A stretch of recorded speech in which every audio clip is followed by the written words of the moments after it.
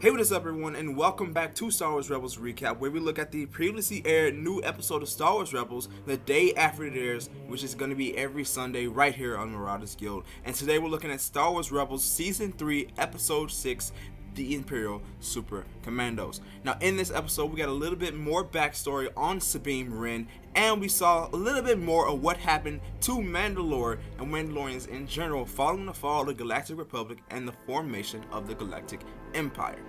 Now, this episode actually continues on a storyline set up back in Season 2, The Protector of Concord Dawn, in which we were introduced to Mandalorians who kind of want to preserve the real, true Mandalore. They didn't like what happened to it after the fall of the Galactic Republic, and they didn't want to adapt to the Galactic Empire. They wanted to stay true to their roots. So they protected this planet called Concord Dawn, where an ancient battle took place for the Mandalorian people. Now, the rebels actually needed to get a safe passage through the system, but they weren't going to allow it because even though they wanted to stay true to Mandalore, the Empire was still knocking on their back door. And so they weren't going to allow rebel ships to pass through the sector. They ended up capturing their leader, Finn Rao, taking him prisoner in order to create some kind of leverage to allow safe passage for rebel ships through this area. Now, we see how their relationship plans out. It was working very well up until this point, up until this episode. You find out that that very same base has lost contact with the rebel crew. They send Ezra and Sabine to go investigate, and they take along with them Finn Rao. Upon arriving, Ezra makes a fatal mistake, takes his eyes off of Finn Rao. Finn Rao steals the ship they're in, Phantom 2, and he doesn't really steal it, he lands on the base.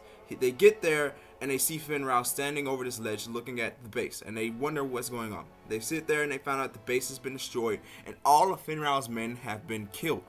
Now, Ezra and Sabine don't know who did it at first, but Finn Rao knows other Mandalorians did it.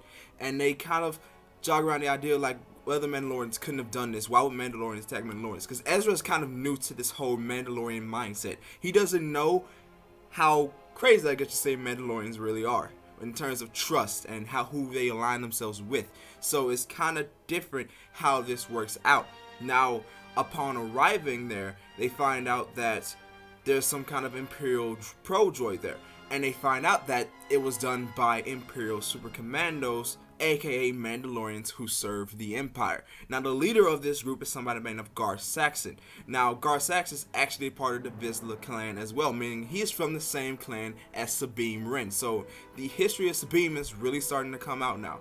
Now, when Gar Saxon encounters Sabine for the first time, he informs her and basically everybody of what she could have became. She was almost to become an Imperial Super Commander herself. She was in the very same program. She finds out that her mother is also serving the Empire now because of the fact that she left, because it's kind of like she was ashamed of what her daughter had did, so she's taking her place. Now, in terms of who her mother is, that was not revealed for this episode, but I'm pretty sure we're going to find out somewhere down the line. I'm predicting it's going to be Bo-Katan, considering the fact that she is confirmed to appear once again in Star Wars Rebels Season 3, but that's just strictly rumor and not focus of this video, so we'll talk about that in a later video.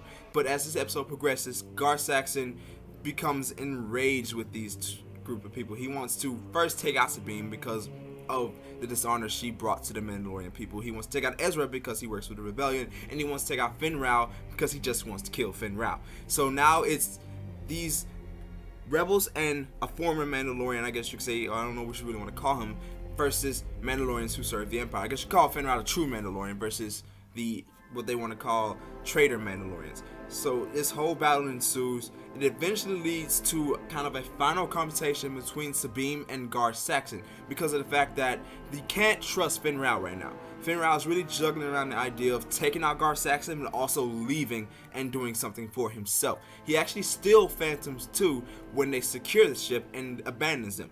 And this leads to a confrontation between Ezra, Sabine, Gar Saxon, and his Imperial Super Commandos.